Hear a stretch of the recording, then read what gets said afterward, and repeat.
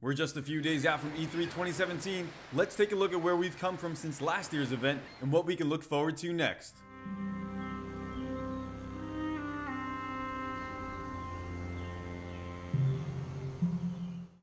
Welcome back, ladies and gentlemen. I'm Captain J, and today we're taking a look at how Sea of Thieves has evolved since E3 2016 all the way up to the present. I was lucky enough to get my hands on Sea of Thieves last year at E3 and meet and speak with the devs behind the game. I made a few videos about my experience at E3, so if you're interested, links for those videos can be found in the description below. Without further ado, let's take a look at how Sea of Thieves has grown since last year's E3 and what we have to look forward to in a month. Since E3 2016, Rare has expanded its information on the game greatly, but there's still plenty of questions left. Links for all of the content mentioned in this video will be listed below in the description. Immediately after the E3 briefing, the public was able to sign up for the official Sea of Thieves forums, giving players an avenue to speculate and discuss the game.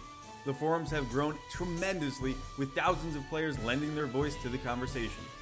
A video definitely worth mentioning was video from the Art of Adventure panel held at San Diego Comic-Con in July, a month after E3.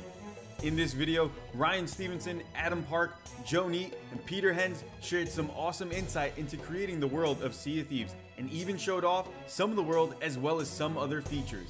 We also had a number of video series launched officially by Rare, from the official podcast to short hauls. Each of these series tackles a different component of building the game, adding a layer of transparency to what has gone into and what continues to go into making Sea of Thieves. In November of 2016, Rare also launched the Insider program, giving the public an even closer look into the behind-the-scenes development of the game. This comes through the form of insider emails from Rare, access to a private section of the forums, surveys, and more. But if that wasn't enough, the Insider program also granted players the opportunity to the early testing phases of Sea of Thieves. Which brings me to my next point. Starting in December, Rare launched the first technical alpha to 1,000 lucky testers, marking the first time the public was able to play Sea of Thieves from the comfort of their home. Since the initial technical alpha session, more sessions have followed and more players have been invited. The number today stands at over tens of thousands of players testing out and providing feedback on the game. This is a brand new approach for Rare in terms of making games, and they're listening to all the input gathered from these test sessions. If you're interested in being considered for early access, head on over to the official site and sign up to be an insider today. So where does all this leave us today? There's still some key questions left with Sea of Thieves that I know both the public and myself are looking forward to. Some of these are: how big and varied is the world?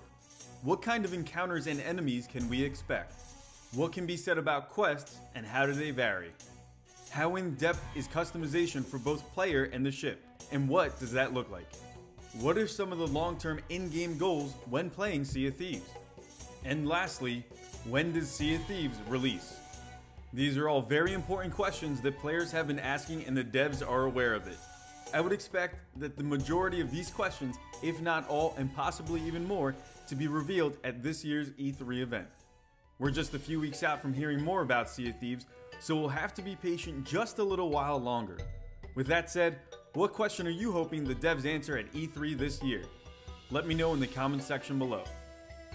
Thanks for watching the video, everyone. If you enjoyed it, give it a thumbs up and subscribe to the Crow's Nest for all of your Sea of Thieves news.